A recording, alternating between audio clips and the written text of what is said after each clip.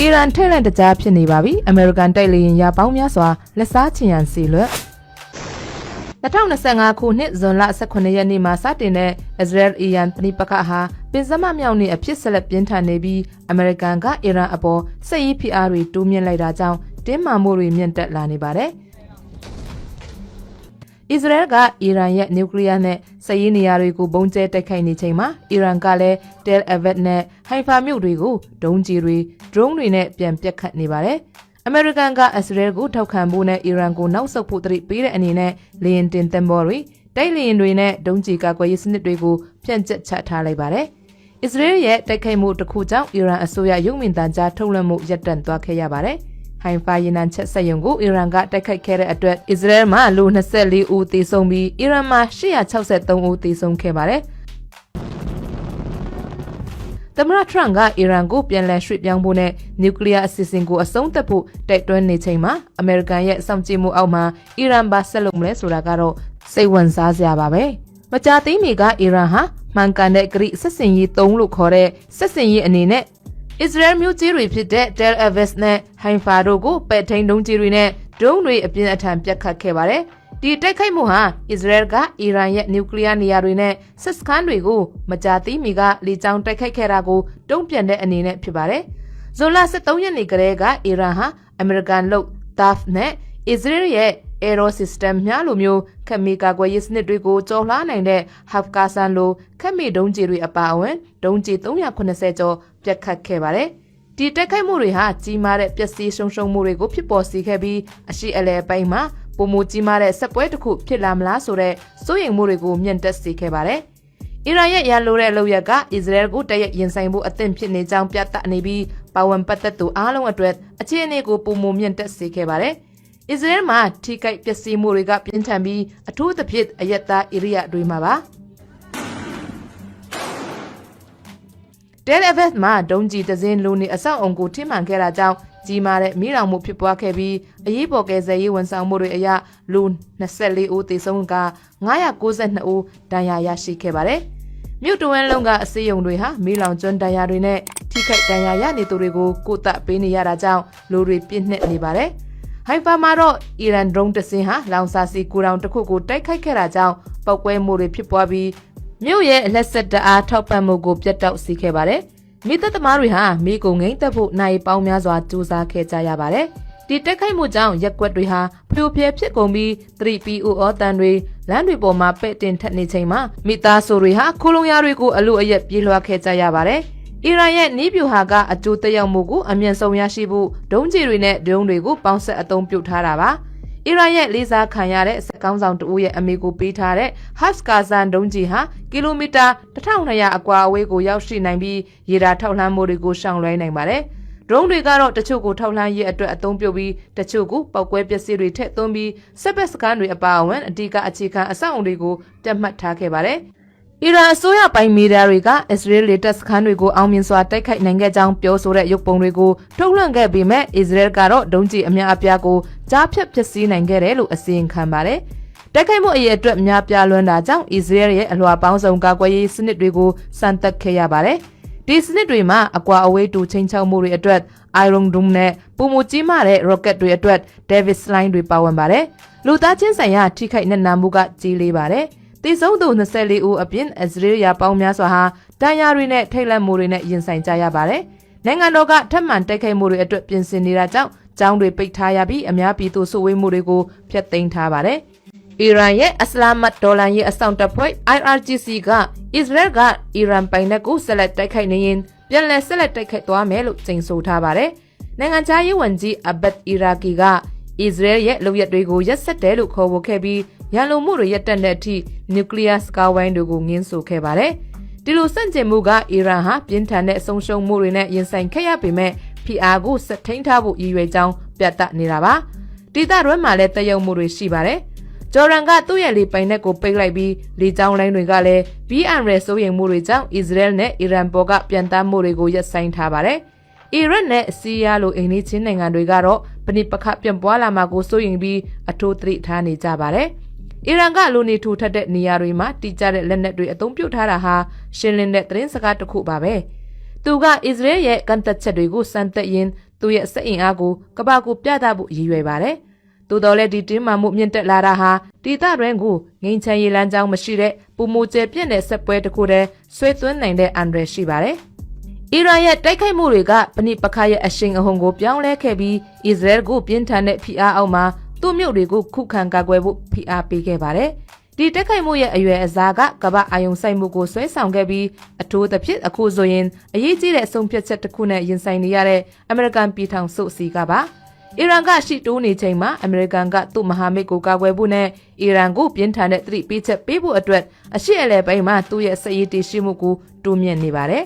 2025ခုနှစ်ဇွန်လ18ရက်နေ့မှာအမေရိကန်ပြည်ထောင်စုကအရှိအလဲပိုင်းမှာသူ့ရဲ့စစ်ရေးချုပ်ကိုင်မှုကိုအားကောင်းစေဖို့ဂျော်ဒန်အီရတ်အာရစော်ဘောများပြည်ထောင်စုနဲ့အစ္စရေးတို့မှာအစွန်းထက်တဲ့တိုက်လေယာဉ်တပ်ခွဲတွေကိုချထားခဲ့ရပါတယ်။ဒီလုပ်ရက်ကအစ္စရေးအပေါ်အီရန်ရဲ့ရန်လိုတဲ့ဒုံးကျည်တိုက်ခိုက်မှုတွေကိုတံပြန်ဖို့ခိုင်မာတဲ့လီတက်စခန်းကွန်ရက်တစ်ခုကိုတိစောက်လိုက်တာပါပဲ။ F-15E Strike Eagle, F-16S,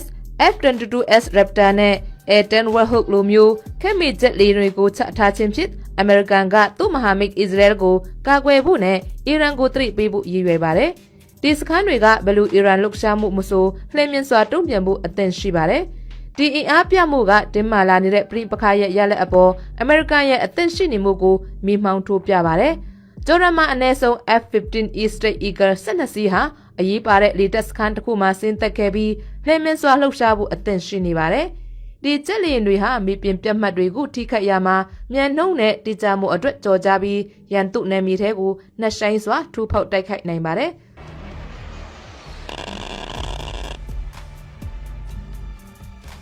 သူတို့ရဲ့တည်ရှိမှုကဆီးရီးယားမှာရှိတဲ့အီရန်မဟာမိတ်တွေနဲ့မိုင်အနှဲငယ်သာကွာဝေးတဲ့ရှီတန်းဗဟိုချက်အဖြစ်အားကောင်းစေပါတယ်။အီရန်မှာတော့ F-16 တပ်ခွဲတွေဟာအရင်က IS ကိုတိုက်ခိုက်ဖို့အသုံးပြုတဲ့စခန်းတွေမှာလှုပ်ရှားနေပါပြီ။ဒီဆွဲဆုံသုံးကျက်လျင်တွေကလေကြောင်းတိုက်ပွဲတွေနဲ့မြေပြင်တိုက်ခိုက်မှုတွေကိုလှုပ်ဆောင်နိုင်ပြီးဒေသတွင်းချိန်ချောက်မှုတွေကိုစောင့်ကြည့်ပြီးတုံ့ပြန်နိုင်ပါတယ်။အီရန်ကထပ်မံတင်းမာလာရင်အမေရိကန်ဟာပုံမကျဲပြန့်တဲ့ပဋိပက္ခအတွက်ပြင်ဆင်ထားကြောင်းဖော်ပြပါတယ်။ F-22 Raptor ဂျက်လေယာဉ်တွေဟာ UAE ကိုရောက်ရှိလာပါပြီ။သူတို့ဟာဘယ်သူမှရင်နိုင်စွမ်းမရှိတဲ့ဘုံကွယ်နိုင်စွမ်းနဲ့လေကြောင်းအသာစီးရမှုတွေကိုယူဆောင်လာပါတယ်။ဒီဂျက်လေယာဉ်တွေဟာရေဒါကိုရှောင်လွှဲနိုင်ပြီးတိကျစွာတိုက်ခိုက်နိုင်တာကြောင့် Hormuz ရေလက်ကြားနားမှာအစွန်းထက်တဲ့ခြောက်လက်မှုတစ်ခုဖြစ်လာစေပါတယ်။သူတို့ရဲ့တင်နေရာကအမေရိကန်ကိုအီရန်ရဲ့တောင်ဘက်နယ်စပ်နားက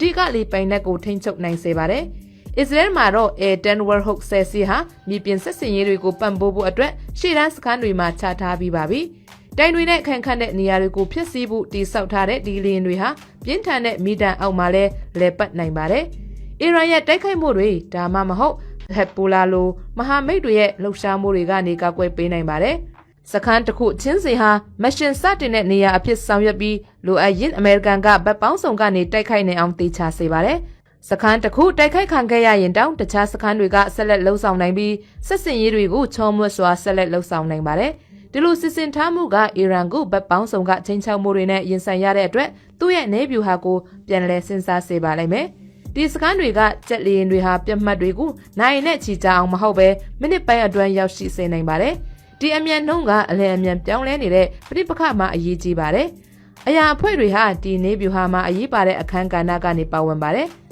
စပြင်းသမားတွေရေဒါထိန်းချုပ်သူတွေနဲ့ထောက်လန်းရေးကျွမ်းကျင်သူတွေကိုကျက်လီရင်တွေအဆင့်သင့်ဖြစ်အောင်ထိန်းသိမ်းထားဖို့အတွက်ပို့ဆောင်ထားပါတယ်။ဂျိုတိုတွေနဲ့ drone တွေကရရှိတဲ့အချိန်နဲ့တပြေးငယ်အချက်လက်တွေက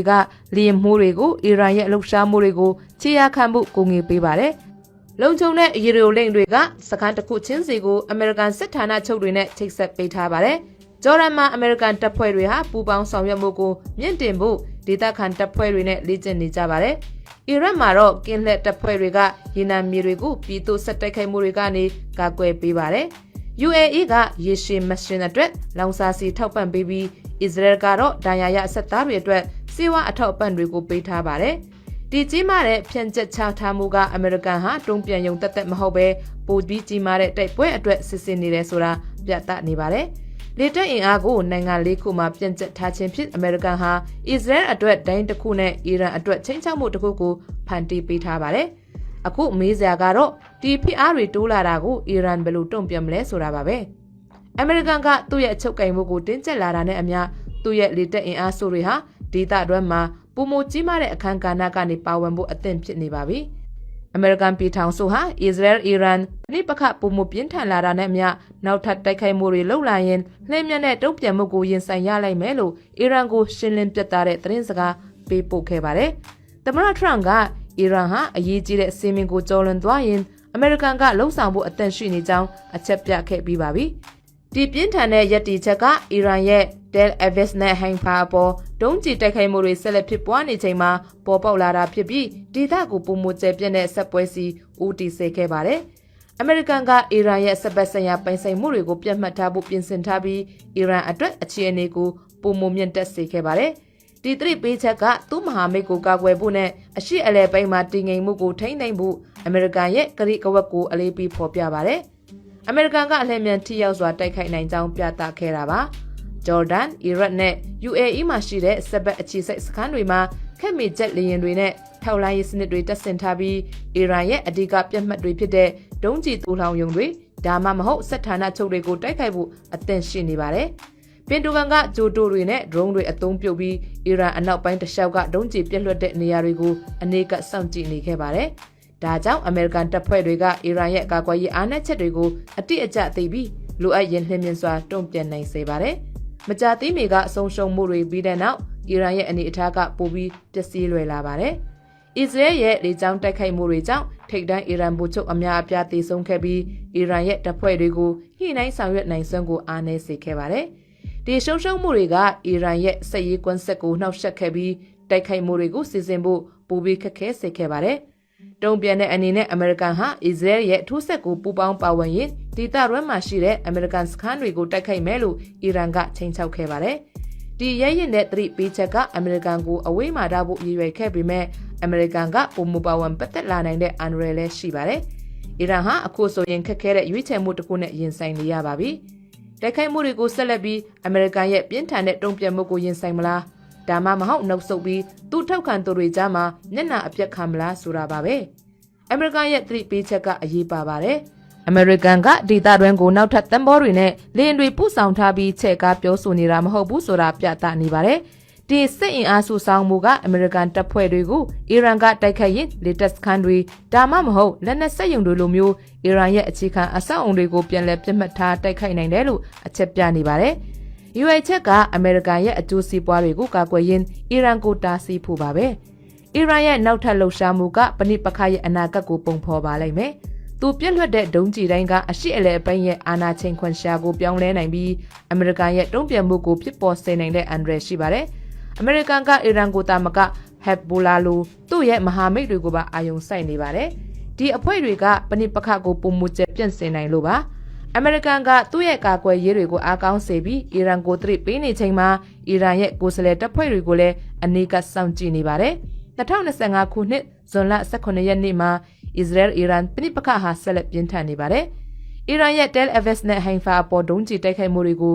အစ္စရေးလ်ရဲ့ပြင်းထန်တဲ့လေကြောင်းတိုက်ခိုက်မှုတွေနဲ့တုံ့ပြန်ခဲ့ပါတယ်။အမေရိကန်ပြည်ထောင်စုကဝင်ရောက်လာပြီးဂျော်ဒန်၊အီရတ်၊ UAE နဲ့အစ္စရေးလ်တို့မှာတိုက်လေယာဉ်တွေဖျက်ချက်ထားကအီရန်ကိုပြင်းထန်စွာသတိပေးခဲ့ပါတယ်။အမေရိကန်ရဲ့ကြီးမားတဲ့လေတပ်အင်အားနဲ့တိုက်ခိုက်ဖို့အသင့်ရှိမှုကအစ္စရေးလ်ကိုကာကွယ်ဖို့နဲ့အီရန်ကိုတားဆီးဖို့သူ့ရဲ့ကတိကဝတ်ကိုပြသနေပါတယ်။အီရန်ဟာအဓိကဗိုလ်ချုပ်တွေနဲ့လူ863ဦးဆုံးရှုံးခဲ့ပြီးတဲ့နောက်ခက်ခဲတဲ့ရွေးချယ်မှုတစ်ခုနဲ့ရင်ဆိုင်နေရပါတယ်။တင်းမာမှုကိုမြင့်တင်ပြီးအမေရိကန်ရဲ့တုံ့ပြန်မှုကိုရင်ဆိုင်မလားဒါမှမဟုတ်ခက်တရက်နာပြီးမျက်နှာပြတ်ခံရမလားဆိုတာပါပဲ။ဖြစ်နိုင်ချေရှိတဲ့လမ်းကြောင်း၃ခုရှိနေပါတယ်။နှစ်ဖက်စလုံးကိုအင်အားကုန်ခန်းစေမဲ့ရေရှည်ပဏိပခတစ်ခုဟက်ဘူလာပါဝင်တဲ့ဒေသတွင်းစစ်ပွဲအကြီးစားတစ်ခုဒါမှမဟုတ်ဖိအားတွေတိုးလာရင်နျူကလ িয়ার စကဝိုင်းတွေပြန်ဆမလားဆိုတာပါပဲ။ရေနံစိမ်းလုံးတွေဟာ2.9% အထိတိုးလာပြီးကမ္ဘာစီးပွားရေးဖြစ်စည်းမှုကိုပြသနေပါတယ်။အမေရိကန်ရဲ့ခိန်မာတဲ့ယက်တီချက်ကအီရန်ကိုသူ့ရဲ့လှုပ်ရှားမှုတွေကိုပြန်လည်စဉ်းစားစေနိုင်ပါတယ်။ဒါပေမဲ့အီရန်ရဲ့အဆန့်ကျင်မှုကရှုပ်ထွေးမှုတွေကိုဖြစ်ပေါ်စေနိုင်ပါတယ်။အမေရိကန်ကျက်လီရင်တွေကောင်းကင်မှာကင်းလှည့်နေချိန်နဲ့အီရန်ရဲ့ကာကွယ်ရေးတွေအထူးသတိထားနေချိန်မှာကမ္ဘာကအနီးကပ်စောင့်ကြည့်နေပါတယ်။အီရန်ကထပ်မံတွန်းအားပေးဝင်မလားဒါမှမဟုတ်အမေရိကန်ရဲ့ဒေါသကိုဆောင်ရှားဖို့ငြိမ်းချမ်းရေးကိုရှာဖွေမလား အပြေကအရှိအလဲပိန်းကိုပြောင်းလဲသွားစေနိုင်ပါတယ်လူချင်းမင်းတို့ရဲ့ထင်မြင်ချက်တွေကိုအောက်က comment မှာပြောပြပေးခဲ့ပြီးနောက်ထပ်ဗီဒီယိုအတွက်ဆက်လက်စောင့်ကြည့်ပေးကြပါဦးနောက်ဗီဒီယိုမှာပြန်တွေ့ကြမယ်နော်